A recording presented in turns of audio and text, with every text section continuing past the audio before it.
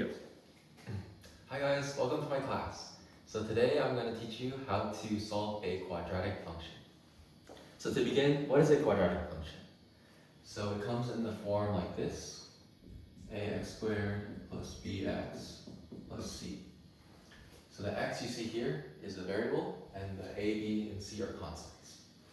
So when you graph it on an xy plane like this, so this being the x-axis, this being the y-axis, it would look like this. So as you go to the right, this value becomes very large. And that makes sense because of the x squared term. And when you go to the left, it also becomes large because the square term makes it positive. So today I'm going to show you how to solve for these 2 points, where this function intersects the x-axis. Okay, so here's an example. X squared minus 3x plus 2. Okay, so here we see it matches the standard form.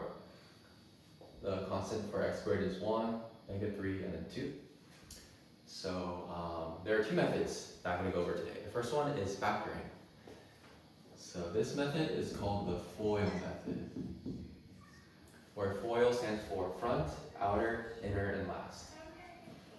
So we can break this down, this function, into 2 parentheses. And basically, we're trying to check that the front, so these 2 terms, the outer, these 2, inner, these 2, and last, these 2 terms, when you multiply them out, it equals this. So let's check the front terms. X times x is x squared, so that works. And we got the outer term and the inner term. So we want the sum of these terms to equal -3x.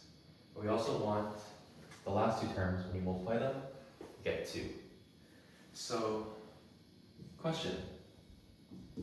What are 2 numbers that when you add them equals -3, and 2 numbers when you multiply them equals 2? -1 and -2? Yes, good job. So let's check. -1 plus -2 equals -3, yes. -1 times -2 equals +2, yes. So we just write -1 here, -2 here. And then we check x squared minus 2x minus x, which is -3x, plus 2. So it matches. And then when we want to solve for where it hits the x-axis, we set this equal to 0. So x must equal 1 or 2. Because when you plug in 1, this becomes 0. Plug in 2, this becomes 0. Okay, and now the second method I'll teach you today is the quadratic formula.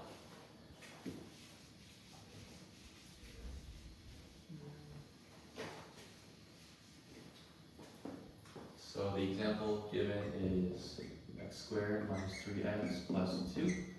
And here's the quadratic formula. X equals -b plus or minus square root of b squared minus 4ac all over 2a. Alright, and then here's an easy way to remember this formula. It goes x equals -b plus or minus the square root of b squared minus 4ac all over 2a. So if you sing that song, then you'll remember the formula for the rest of your life. And then the letters here, a, b, c, come from the example equation. So here, a equals 1, b equals -3, and c equals 2. So if we plug it in, we get -3 plus or minus square root -3 squared minus 4 times 1 times 2 all over 2 times 1. If we simplify it, we get 3 plus or minus square root of 9 minus 8 all over 2.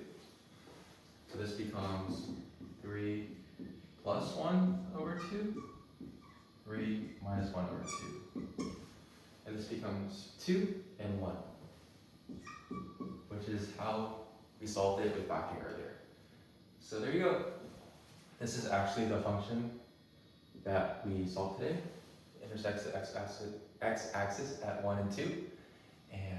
yeah, those are two methods for solving quadratic functions. One is factoring and two is the quadratic equation. Thank you.